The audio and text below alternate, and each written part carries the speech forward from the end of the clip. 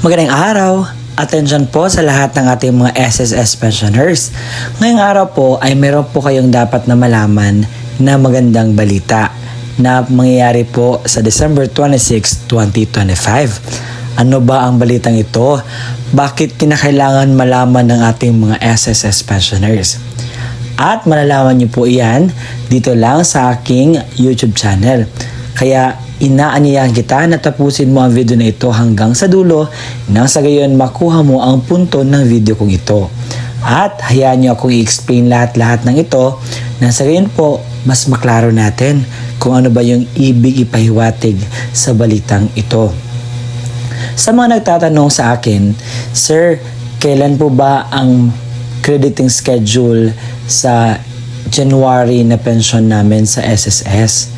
Kaya naman po, ibibigay ko po ang full explanation ngayon para po mas klaro sa atin.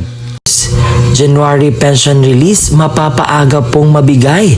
Alamin natin ang buong detalye sa balitang ito. Ang mga makuha niyo pong mga detalye ngayong araw ay pawang katotohanan at meron po itong basihan. Kaya ayaw ko po magbigay na fake news dahil hindi ko po forte yan. Dahil ang punto ko po ay magbigay ng mga mahalagang balita para po sa inyo.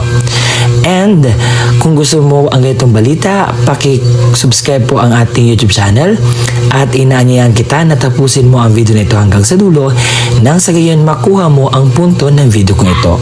Ng base ang SSS Circular Number 2020-024. Ito ay tumutukoy sa ating mga SSS retirement, partial disability, total disability, and death or survivor pensioners.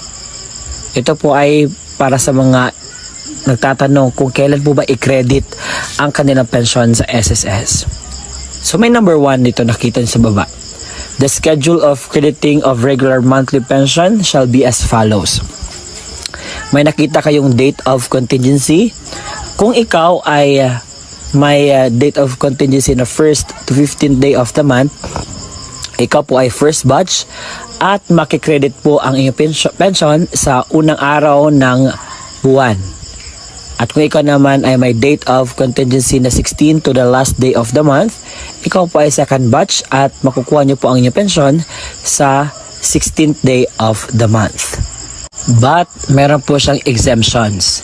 Sabi dito, if the credit date falls on a Saturday, Sunday, or holiday, the pension shall be credited on the last working day before Saturday, Sunday, or atin pong pakatingnan ang kalendaryo ng January 2026. So dito po, ang unang araw ng January is holiday kasi alam na po natin that is New Year's Day. Opo. And sa araw po na ito, hindi po bukas ang opisina ng SSS.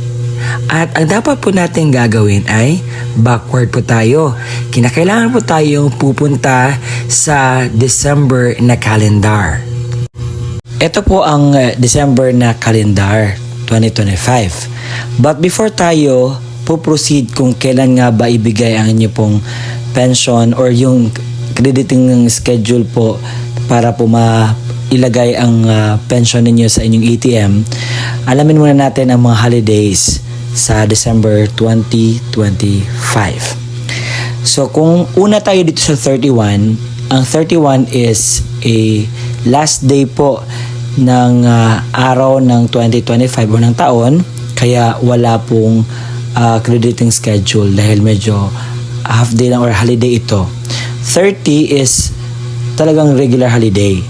Itong 29, pinoklama na holiday sa basihan po ng pinoklama ng ating Pangulo sa December 28 is Sunday at nakalagay po sa SSS Circular Number na kapag Sunday, Saturday at holiday hindi po pwede makredit.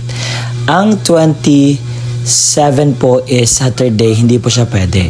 So, ang inyo pong schedule sa inyo pong pension, makikredit po siya sa December 26. Agad-agad. Pagkatapos ng Pasko, paldo na naman kayo. Maibigay na naman po ang inyo pong pensyon na para po sa inyo.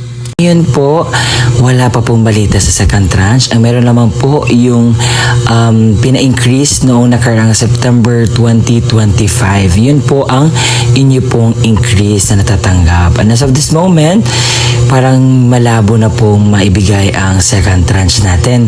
So sa mga nagtatanong, mag-iwas po kayo sa mga fake news po na inyo pong napanood sa Facebook, sa YouTube, or kahit saan po ninyo pinanood. Wala pong katotohanan ang lahat po na iyan. Dahil ang totoo po, hindi po yan maibigay po sa inyo. Dahil sa sa ngayon po, focus po tayo sa ano po yung meron tayo ha. And pagpasensya nyo na, alam kong lahat kayo ay gusto pong makatanggap ng increase, pero hindi po natin matansya lahat po talaga. Kung nagustuhan mo ang ating content ngayon, pa-subscribe naman ang aking YouTube channel. At kung may aral kang napulot, just comment down below. Or kung meron ka pang idadagdag na mga balita or another thing patungkol po dito, I am free to really entertain your comments as long as I can. As long as I could. Kasi napakarami pong magko-comment sa isang video ko and hindi ko po isa-isa lahat. Kung meron po ako makitang importanteng comment po, yan, aking sasagutin po sa vlog. Hanggang sa susunod po nating pagkikita. Bye-bye!